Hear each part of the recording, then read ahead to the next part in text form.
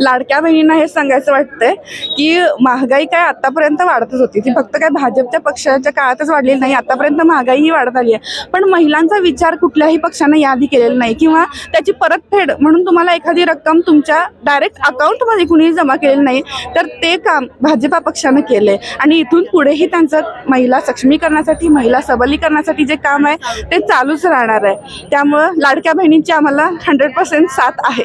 मतदारांना आवाहन हेच करेन की आता केंद्रात, राज्यात आणि आपल्या शेजारच्या कोल्हापूर महानगरपालिकेत सुद्धा सत्ता आपलीच आहे.